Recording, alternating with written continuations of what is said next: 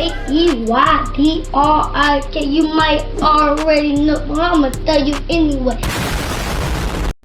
Yo, what's good, YouTube? It's me, boy Keydrik, and I'm coming at y'all with a brand new banger. You feel me?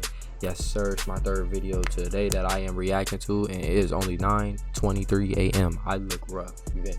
But who cares? Right now, we got Elvis Presley versus Michael Jackson. Which king will take the throne? Who knows? I grew up listening to Michael Jackson because that is my uncle, my nigga. Michael Jackson is my uncle. If you knew me in elementary school, you knew, nigga, Michael Jackson's my uncle, and you can't tell me otherwise. You feel what I'm saying? We could do it. We could do it about that. Like, that's Unc. You feel what I'm saying? Unc really a hoe though, because he ain't give me no money before he left, but that's still Unc. But we got Michael Jackson versus Elvis. I damn near know almost all Mike songs. Like, he definitely got some I ain't heard, but because like he dropped the albums and shit, but like all the big ones I know the Mike songs. And you know, everybody don't sit here and say nothing about me. I don't care how tough you is, none of that. When we all grew up playing the Wii, we had the Michael Jackson experience on that bitch. Your cousin had it, somebody had it, you played it, my nigga. We was in that bitch. Yeah, I was the cousin who actually had it. I'll bring my disc over to my other cousin's house, like, yeah, we gonna play Michael Jackson in this bitch. So bad, but look, you got you a toy, go ahead and play about that. You feel me? We finna get right into it. I got me a baby, don't have been throwing on this thing all day. I don't even care. That's just how I thug it. You feel me? I thug it how I do it. I do it how I do it. But this is a 14-minute video, so let me shut the fuck up. Let's do it. Like no other can two superstars be compared to than Michael Jackson and Elvis Presley. Stop comparing, man. The searing white heat of unimaginable fame, adulation, and the mania that came with it. Both legacies are undeniable in terms of their impact on music, performance, celebrity, and the trajectory of modern popular culture. As icons of generations in their own right, their momentous lives surprisingly followed eerily similar paths of glory and self-destruction. Self-destruction? Okay, let's see what they talk about. First, a big thank you. No. Each selling hundreds of millions of and Presley and Jackson were born poor and went on to become massive musical powerhouses, each selling hundreds of millions of records and reaching unimaginable levels of fame and wealth. Both careers involved moves that were part of their attraction. Presley earning the nickname Elvis the Pelvis, Mike. While Jackson's legendary moonwalk was just one part of a dance-heavy act. So bad. Costumes I'm not gonna lie, the camera just did on bogus. Look at the spray-painted hairline. Do y'all see what I see, or is that baby hair? Like, it just, that look like a spray-painted hairline. What you on? I kind of look like him. That's Costumes came to symbolize both. Elvis popularizing capes and beaded jumpsuits in Las Vegas, and Jackson becoming known as the Gloved One, as well as popularizing other distinctive clothing items, including fedoras and military-style jackets. I want to be one of that Mike Jackson. Obsessive personality traits were part of their lives. Both were music perfectionists, spending long hours in the studio doing take after take until they were satisfied. Quote, Elvis emerged at a point in history where our culture was ready to turn itself upside down, said Dr. John Bach, a professor at the University of Memphis's Department of Communication. Quote, from the Great Depression onto World War II and then into the Cold War, the change in values came a change in music, and you had the impact of what became rock and roll. Elvis stood at the cusp of that generational revolution. In the words of John Lennon, quote, before there was Elvis, there was nothing. Bach also mentioned Michael Jackson when it came to Presley's. Well, that's something that you do gotta mention, bro. And even though I'm a Mike fan and all that, that's something I definitely will, because I'm young, I'm going to sit here and pay my respects. Because even with the Michael Jordan and LeBron James argument, it'd be like, alright, you can argue it all you want, but at the end of the day, the inspiration come from somewhere. You feel what I'm saying? So, with Elvis paving the way to inspire Mike to do what he did, I definitely will give him his flowers for that one. Trailblazing path. Quote, where Elvis co-created a musical art form, Michael largely built on one. Exactly. Where Elvis changed sexual mores in the conservative wake of World War II, Michael only made shocking crotch-grabbing movements. Elvis was the originator and blueprint for the musical superstar, teen idol, sex symbol, and phenomenon that all other juggernauts have been compared to since. But let's not act like everybody isn't like industry plants and you know what I mean? Like y'all all are in that same cult, so. Unsurprisingly then, that Michael Jackson was heralded as the Elvis Presley of the 80s on countless occasions. Although when asked, Jackson dismissed the idea that Elvis had any kind of influence on him. Quote, Facts. "As important as he was to music, black as well as white, he just wasn't an influence on me," Jackson revealed. Quote, "I guess he was too early for me. Maybe it was timing more than anything else." I can feel that because Michael Jackson, who was never shy about citing his many influences, that included Jackie Wilson, Little Richard, James Brown, and Sammy Davis Jr., to name just a few, may have been hesitant to give further props to Elvis, who himself overshadows those who he drew so heavily from, the originators in rock and roll, black music, and performance. Sam Phillips, the Sun Records head who recorded Elvis's breakout hit That's All Right, had famously remarked, quote, "If I could find a white man who had the Negro sound and the Negro feel, I could make $1 billion." Presley's music crossed racial barriers by appealing to both black and white audiences due to his sound. I ain't gonna lie. Pause. He could have, you know, he didn't have to say that, but regardless, at the end of the day, like that is the harsh reality, and that is true for sure. That's why Eminem was so big. A mix of rhythm and blues, soul and rock. Elvis is regarded as the first, quote, white man to play black man's music. This blurring of racial lines disturbed 1950s parents in a widely segregated America, who experts say worried about the Elvis influence on teenagers, a white guy who hung out in black clubs and incorporated rhythm and blues into his own sound. Jackson also broke through many racial divides in music, as in the infancy of music videos, Jackson was the first black artist to gain constant airplay on MTV, with a sound combining synthesized pop, R&B, rock, and hip-hop that appealed to both black and white listeners. Jackson and I'm not himself, gonna lie, I take back what I said about like Elvis probably did build a little foundation, but if Mike didn't listen to him, then that influence didn't come from there at the end of the day. So I take back what I said, because Mike had his own style. I don't even hear Mike and Elvis's music for real, but for real, Michael Jackson, like you just said, he broke through a lot of barriers too, and he was black, bro. Like, I'm not trying to even bring up no racial card, but if we gonna talk about it, we got to be realistic. He was black, so it naturally was just gonna be harder for him to become the superstar he was gonna want to become and to gain that respect. But he just showed that pure talent overtook all. You feel me? That's how I look at it. Further blurred lines as his physical transformation sparked debate as to his own racial alliances, which appeared to fall on neither black or white. Like Elvis Presley, Michael Jackson's appeal cut across all sorts of boundaries, not only to people of every racial and economic group, but also of every age. Most rock stars alienated adults with rebellious stances, eccentric dress, My grandma, rest in peace, my grandma. My granny, she loved Michael Jackson. She loved Michael Jackson. My dad loved Michael Jackson. I love Michael Jackson. That's 3 different age groups. Loud volume. For all his androgynous flash, Jackson remained as a warm, comforting figure to many parents and older pop fans. Now, I ain't Like gonna lie, Elvis, if you know me in person, I'm not talking about my granny, y'all know. The granny I'm talking about, none of y'all met. He had charm, impeccable manners, discreetly soft-spoken, and placed as much value on soothing ballads as he did on his most outlandish of rock tunes. The transgressive nature of both superstars' appeal may be more deep-rooted in general psychological attractiveness that is prevalent in Greek mythology. In the views of James Hillman, an eminent Jungian analyst, the appeal of Jackson was in large part as someone who represents the, quote, puer, a psychological archetype representing an ageless innocence, quote, an inspired, effeminate, inventive, passive, and capricious persona, who has an, quote, angelic, hermaphroditic quality where masculine and feminine are perfectly joined.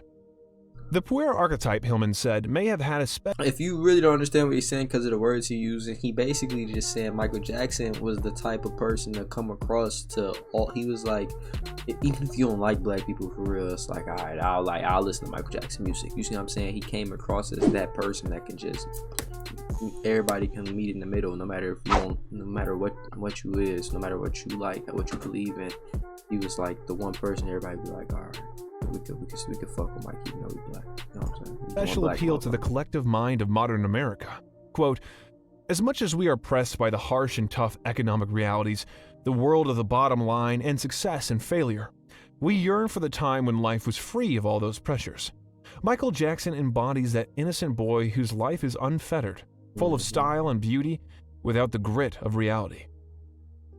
In contrast, Hillman saw Elvis's universal appeal as juxtaposing that of Jackson's. Quote, stars often embody some crucial psychological characteristic. Elvis Presley, for example, was a Dionysus figure, the seductive man who came to town and stole all the girls. They carry the repressed side of life, the part people are aching for in their own lives. Although they had many similarities, in the mid-1980s, many journalists saw Jackson as a refreshing contrast to the hedonistic lives that for so many years characterized the world of rock and roll. As Stephen Holden from the New York Times wrote, quote, Elvis, the king of rock and roll, the man who brought aggressive sexuality to the center of popular music, was remembered as an unofficial American monarch, our one and only show business king, who died of his own earthly excesses. Michael Jackson, the delicate androgynous man-child, is today's icon of pop music. But if Presley was modern pop's symbolic king, Jackson is surely its symbolic savior. Although Michael Jackson's humble demeanor caused the title Peter Pan of pop to be attached to him, his drive for success and glory simultaneously led him to compete with the greats that came before him. Quote, the most important thing to him was his legacy, declared his longtime manager Bob Jones. Quote, he feared the fates of Nat King Cole, Sammy Davis Jr. Michael desired to be remembered and worshipped like Elvis. In a 1987 handwritten note by Michael Jackson, the artist proclaimed his desire to be considered much like Elvis as a king, and at the same time combat racism that plagued so many of the greats in music's past. Quote, throughout history, white men have always branded the pages of history with great white hopes, putting whites over blacks as nobles, like Elvis being the king of rock and roll, Springsteen being the boss, and the Beatles being the best. Yes, these guys were good, but they weren't better singers or dancers than the blacks. The difference is that whites control the press, the media, and they can make the public believe whatever they desire. I heard what I said. We ain't gonna act like they ain't just plant them there for people. You know what I'm saying? That's what I meant by that earlier. They control it. You feel how that's exactly what I meant. And then, like I said earlier, if I'm gonna talk about it, gotta be realistic. Michael Jackson was black. Elvis was white. I will change this now. I will rule as the king. This explicit statement revealing Jackson's desire to not only succeed in his own personal ambitions, but to end prejudice and forge a path for future black heroes to claim status within their chosen fields, as he would himself by becoming the first, quote, black king.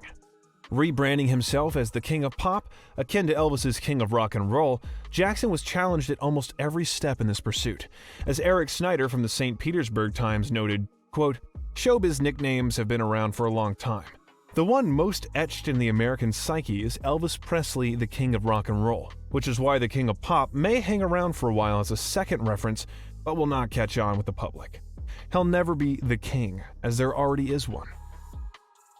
But, in striving to become not just a winner, but a superstar bigger than Elvis himself, Michael felt unfairly handicapped.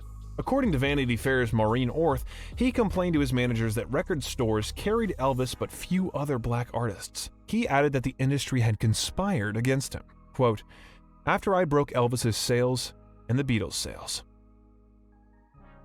Years rolled on and Michael Jackson's king-like tendencies intensified as his wealth and status grew in the world of entertainment. No king would be without his own kingdom to reside over. Elvis had Graceland that allowed him to find solace and calm he often sought away from the spotlight. Michael created Neverland, a place to reclaim Jackson's lost childhood, where he could escape into his own fantasies. Two kings that became mirror images in their extravagances, excesses, ailments, and their struggles with the pressures of super fame. They gave away Cadillacs, houses, and donated millions to charities. They spent king's ransoms on prescription steroids, sedatives, and painkillers to treat their increasing ailments. Both were tortured with severe migraines and insomnia. In drug-induced half-sleep, they had nightmares of being murdered, triggered by the death threats they received regularly. Their physical transformations were extreme, leaving them as shadows of their former selves. Elvis, a gorgeous, highly sexual performer who burst onto the scene seemingly out of nowhere in the 1950s, ended up a bloated leading man whose good looks had faded as he battled with health and weight problems. Similarly, the public witnessed Michael Jackson start his career as the adorable, charismatic lead singer of the Jackson 5, eventually evolving into a strange, almost alien-like caricature of his former self.